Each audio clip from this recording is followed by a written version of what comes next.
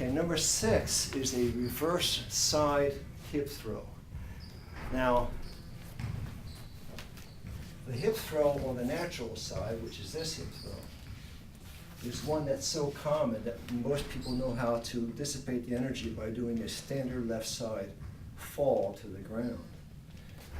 The reverse side hip throw makes it nearly impossible for the person to dissipate the energy. So the reverse side hip throw is a technique that is used when you really want to take away the defenses. It's when you're really being attacked and you really have to take out that attacker.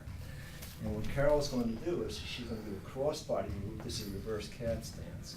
She steps in and circles, and the leverage of the arm across her upper body is what drives the person over. She brings the party in and sends the person down. And they tend to want to go head first to the ground. Notice how they execute this with care and compassion.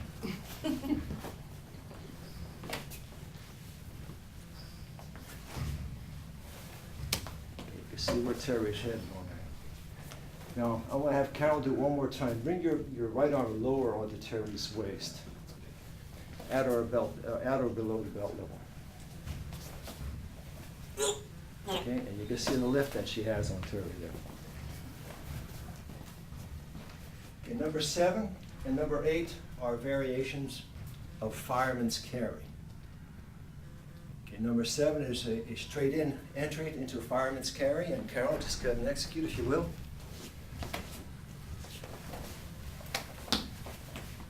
Okay, one more time.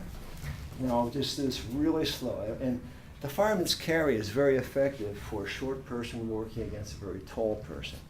And if there's a difference in height of 1 feet to 2 feet, it's an extraordinarily powerful technique for the short person because it hardly takes any energy to curl the tall person over the top. But if you're of equal height, or if you're shorter than the attacker, it's a much more difficult technique. Okay, you can see this set up there.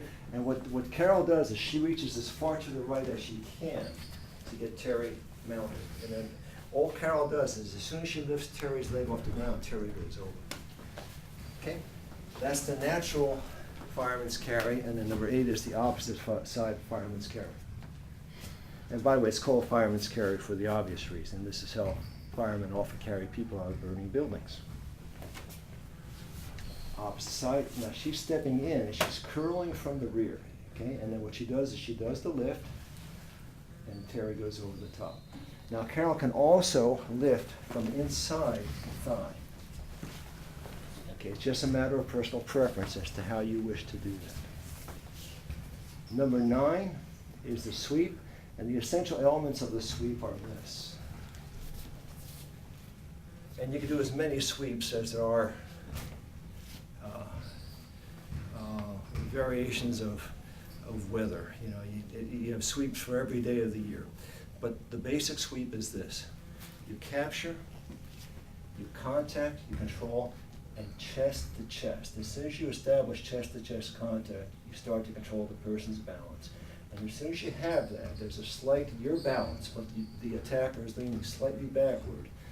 And then you can bring your leg in and do almost anything that you want to execute the sweep.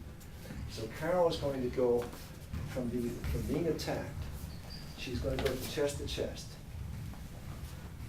And what I like to do on chest to chest is I like to go right where I'm going to bump. There you go. And you see Carol is slightly forward, and Terry appears to be balanced, but if you look at her, she's arced ever so slightly in this direction.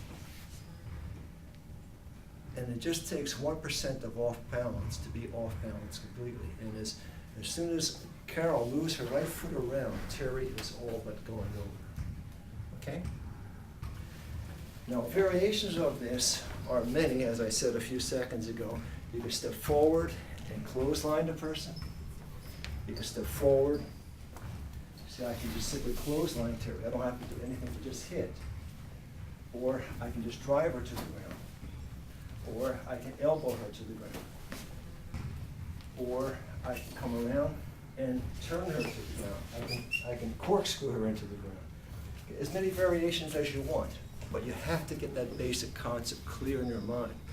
Control, chest-to-chest contact, break balance. Quick summary. The essential element of execution has to be breaking the attacker's balance. If you do not break balance, you cannot execute a throw or a sweep. So in every one of these, there's a balance break. Get that clear in your mind, okay? Work that stuff, experiment with it in your school under the guidance of your teacher of choice. Some of this may help you, some of it may be something you choose not to do. It's all okay. Have fun. This is all play at the end of the day. Take care.